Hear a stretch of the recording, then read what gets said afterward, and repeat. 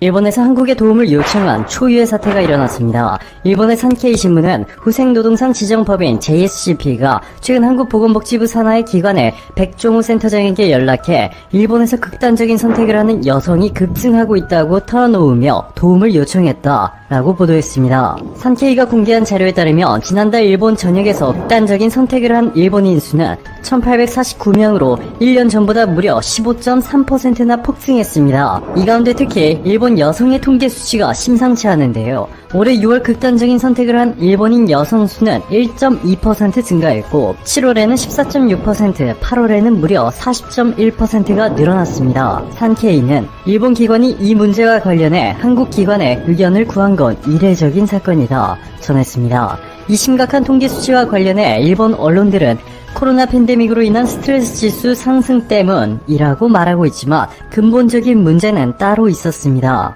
바로 히키코모리, 한국에서는 은둔형 외톨이라고 부르고 있는데요. 일본 내각부는 히키코모리를 이렇게 구분했습니다. 자신의 방에서 나오지 않는 사람, 자신의 방에서 나오기는 하지만 집에서 나오지 않는 사람, 보통 집에 있지만 가끔 편의점에 외출한다, 보통 집에 있고 자신의 취미생활로 볼 일이 있을 경우에만 외출한다.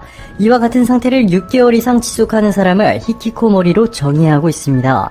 일본 내각부는 코로나가 확산되기 전 일본인 40세부터 64세 사이 중년층 5,000명을 대상으로 실태 조사를 벌인 결과 무려 3,248명이 자신의 방에서 거의 나오지 않는다고 답했고 히키코모리로 정의되는 비율은 무려 1.45%로 나타났습니다. 단순히 연령층을 전체로 환산하면 일본 인구 61만 3,000명이 심각 단계의 히키코모리라는 것이고 넓은 의미의 히키코모리는 100만 명을 넘을 수도 있다는 뜻입니다. 이렇게 현재 일본에서는 50대 중년층이 히키코모리인 경우가 많다 보니 80대 부모가 50대의 히키코모리를 부양하는 이른바 8050 현상이 무서운 속도로 일본 전역으로 번지고 있는데요.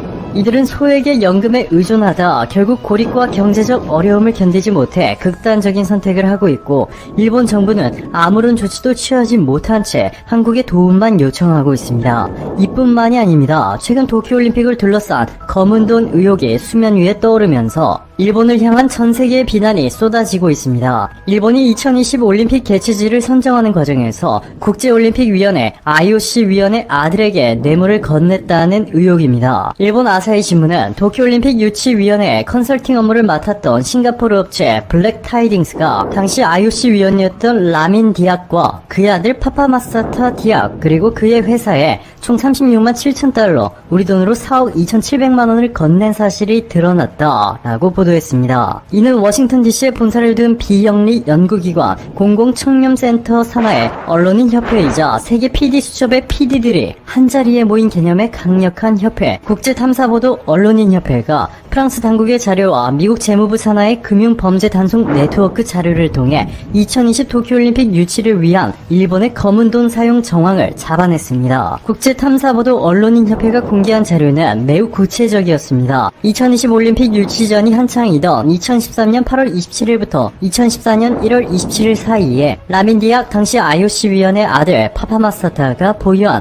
러시아 계좌에 15만 달러를 송금했고 파파마사타와 관련한 회사 P&D 컨설팅의 세네갈 계좌에도 2013년 11월 6일부터 12월 18일까지 21만 7천 달러를 보냈습니다.